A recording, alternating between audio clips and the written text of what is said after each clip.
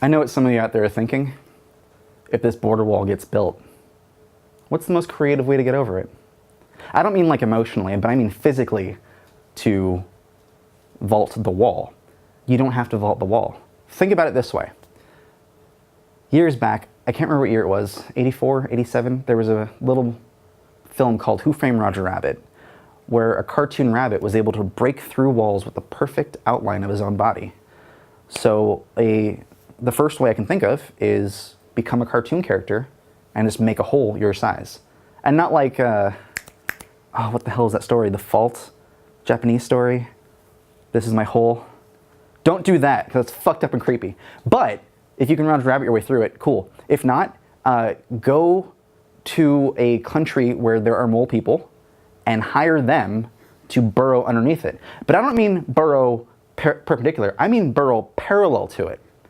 So that eventually what they'll do is they'll inch away, and eventually the entire wall will just drop. It'll be like a fucking reveal from a game show, just boom, like, oh look, there are two countries here. I mean, and walls don't work. We've seen it so many times. There are already walls along the border between America and Mexico, which, by the way, it's the United States of America. America is actually a continent. It's two continents together, north and south. So, fuck privilege. Secondly, yeah, so you drop the wall. We've seen in movies like Monsters, walls don't work because aliens will break through it. So, that movie is totally an allegory, now that I think about it. Are they implying that Mexicans lay eggs? That's fucked up. Anyway, so other creative ways to get over this wall, once again physically, not emotionally, would be to create a ladder. So if you've ever seen Neverending Story, at one point he starts wishing for bricks as handholds to get over the wall. So find some sort of wishing orb that has a bit of fluid that comes out each time you make a wish, so you can climb over the wall.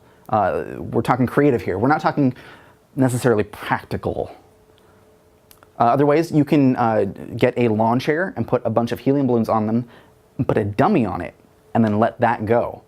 And while everyone else is trying to find this balloon, you just walk up to a security guard and just, and then walk on. Because, I mean, you need a diversion.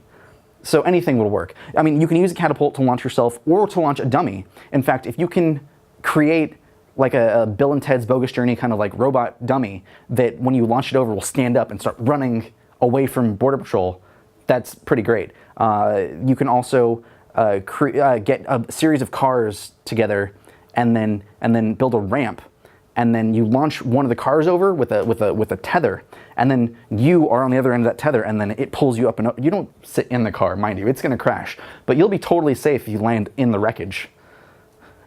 Probably not.